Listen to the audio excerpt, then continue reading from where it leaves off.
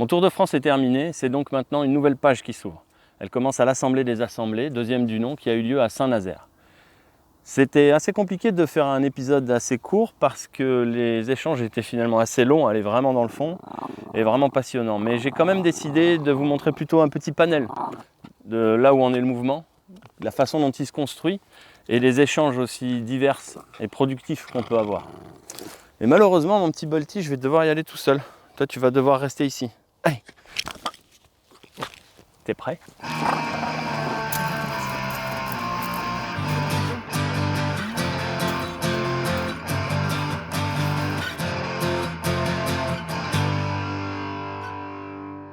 Plein d'espoir et plein de questions.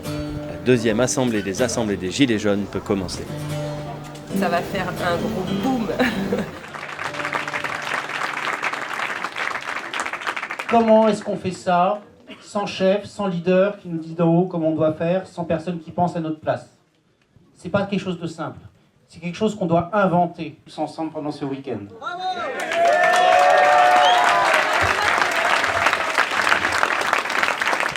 On a travaillé à partir de propositions que plusieurs groupes de Gilets jaunes qui participent à l'Assemblée nous ont envoyées. Donc, notamment, il y a une proposition de Commercy, une proposition de Carcassonne, de Montpellier, d'Erstein, voilà, quelques-unes aussi de la Maison du Peuple.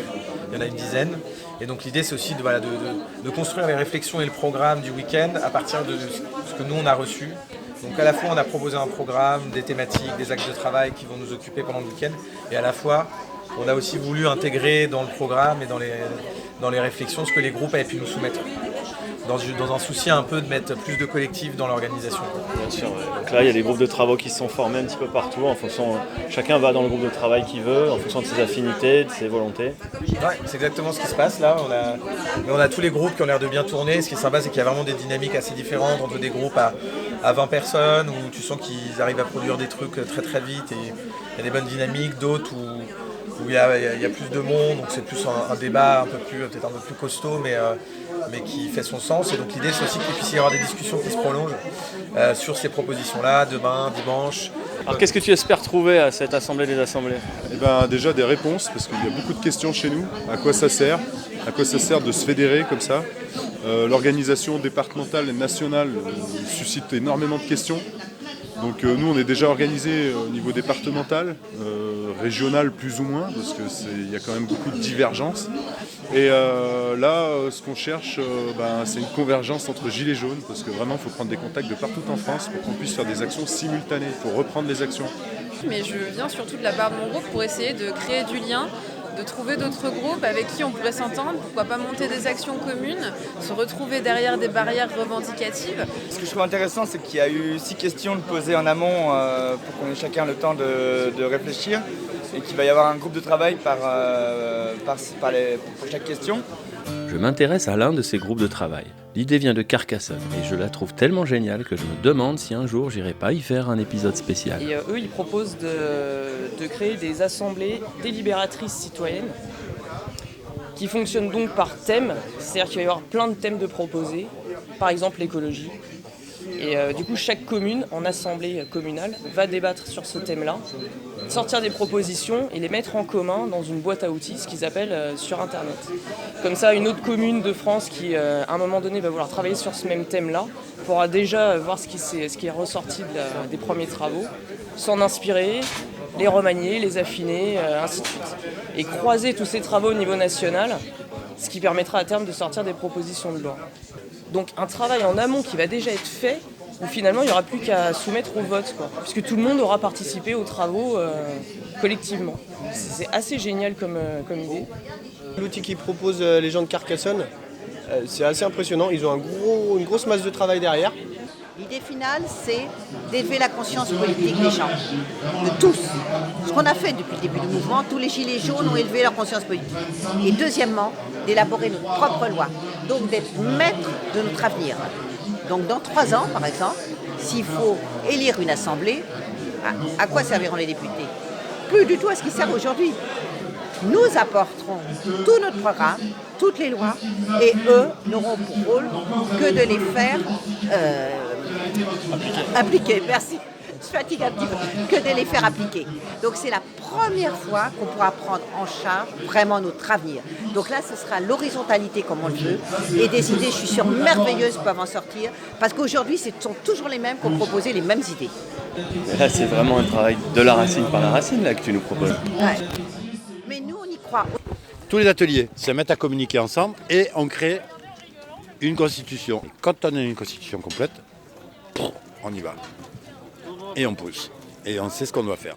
À la fois, ça se passe très bien, parce que les gens ils ont décidé de participer au projet qu'on leur a proposé, d'échanger avec le monde qu'on leur avait proposé et tout. Bon, c'était nouveau, ils ne s'y attendaient pas forcément. Ils ont décidé de participer et en même temps ils ont su se contester mutuellement. Ça n'a pas été qu'une convergence ou quoi. Hein. Vraiment, il y a eu confrontation dans plusieurs groupes. Confrontation constructive. Constructive, tout à fait. Mais ça me donne l'espoir de changer ce système, de voir des gens qui en ont marre de ce système et qui ont envie de se bouger pour ça, pour changer ces choses-là, ça fait du bien. Retrouver l'esprit humain. On se rend compte très vite en discutant qu'il y a le fond est vraiment commun. Donc ça veut bien dire que la lutte est légitime et que le mouvement des Gilets jaunes est vraiment ancré dans le temps. Commence à s'ancrer dans le temps, commence à se transformer aussi dans sa forme. Pour être honnête, j'ai un point de vue un peu mitigé. Je suis allé sur un groupe de travail qui s'appelle Stratégie et Alliance. Avant les Gilets jaunes, il y a eu plein de mouvements sociaux, structurés, bien organisés, et qui ont tous échoué. Et donc, on doit se questionner. S'il s'agit de rameuter ceux qui ont déjà perdu avec ceux qui sont en train d'émerger, je ne suis pas sûr qu'on puisse, que ça soit la formule magique. Aujourd'hui, notre problème, c'est d'établir des passerelles en direction de la population. Et c'est ça qu'il faut réfléchir. Ce devrait être ça, une grande partie de notre travail. Ta commune, elle devient autonome et tu n'as pas dépensé un centime dans le système. C'est le système qui est déjà mis en place dans Tu n'as pas mis un système, tu n'as pas mis un sou dans le système et tu peux niquer le système. Comme ça. Et si on le fait, oui, c'est ça. C'est comme ça, c'est système. Par l'autonomie des communes. Qu'est-ce que tu réponds du coup maintenant que tu es là, que tu vois comment ça se passe à, tu sais, tous ceux des Gilets jaunes qui avaient peur un petit peu de la forme de cette assemblée parce que ça peut prendre une forme un peu pyramidale. Qu'est-ce que tu en penses toi? Moi, je trouve que c'est plutôt positif dans le sens où justement on se rassemble et on va créer une dynamique commune, voilà. Et je pense que de toute façon l'union fait la force et qu'il faut absolument être le plus possible unis pour arriver à quelque chose. Après, ce que tu dis, il y en a aussi beaucoup dans notre groupe qui je pense aussi qui pour eux, le fait de se rassembler comme ça, c'est déjà un peu se politiser, on va dire.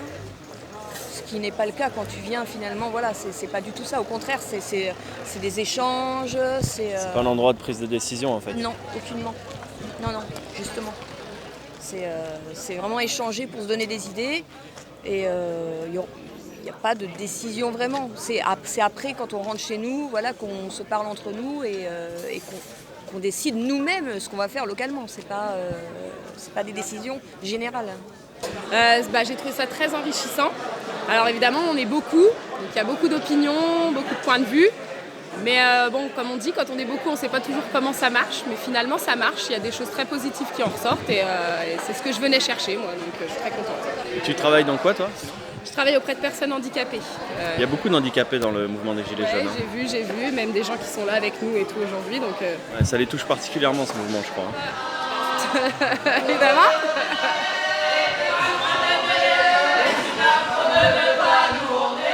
Je crois que c'est une manif non déclarée. Voilà, je crois qu'on y est. Et on peut continuer avec le micro, on s'entendra quand même. D'accord, c'est bien. Du coup, j'ai plus trop dans les têtes.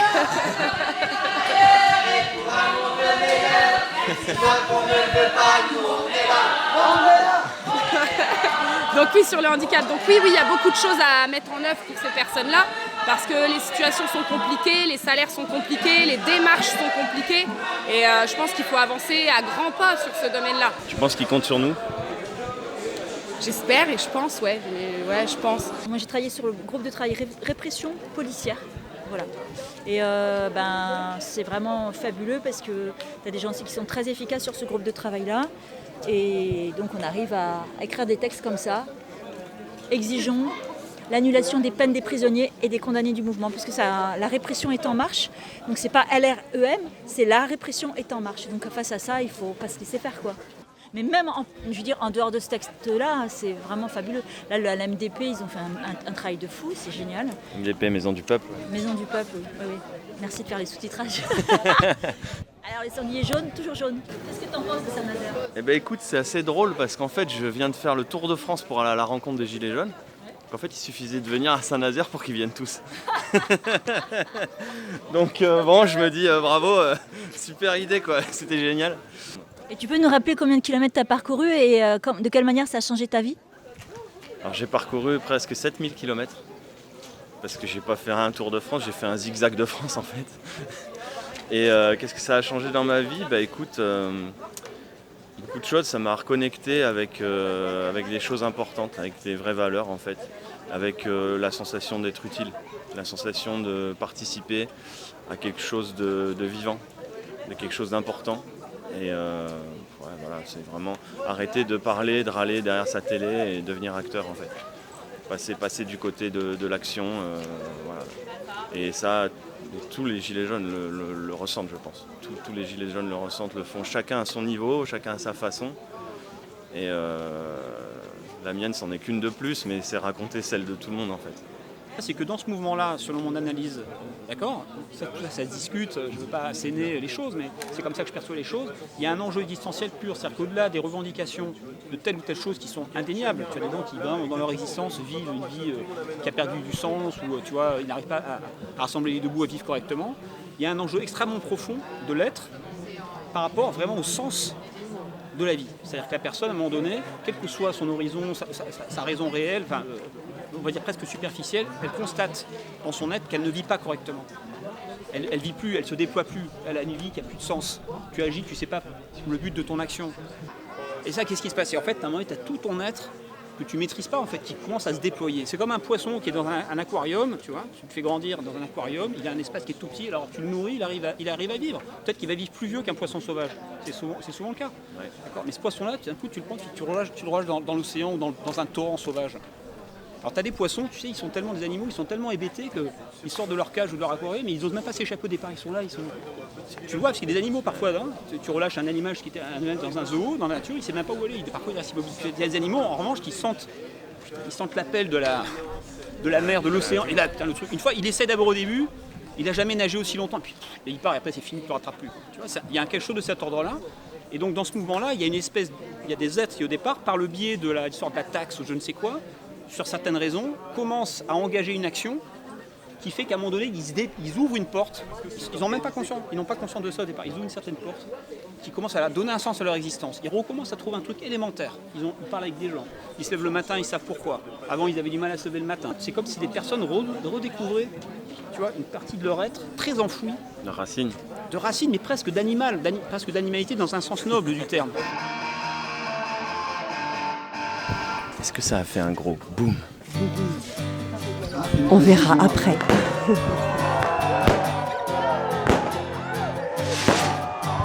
Bon, qu'est-ce qu'on va casser maintenant ? Qu'est-ce qu'on va casser ? Ouais, on va pas casser des baraques. Ah non. Nous on construit là. On construit un truc incroyable. Ah, je retrouve mon bâtisseur de Guérande. Ouais. Exact. Alors, on est prêt. T'as bâti autre chose là aujourd'hui ? Pour l'instant, on commençait à s'endormir et voilà le feu d'artifice qui nous redonne la pêche. Sacré gilet jaune. Certains pensent que c'est en train de s'essouffler, mais je crois que c'est juste en train de commencer. Alors aujourd'hui, mon petit Bolty, il n'était pas avec moi, mais j'ai quand même trouvé un chien, mais je sais pas s'il est prêt celui-là. T'es prêt toi ? Non, je peux pas le balancer, il est trop petit.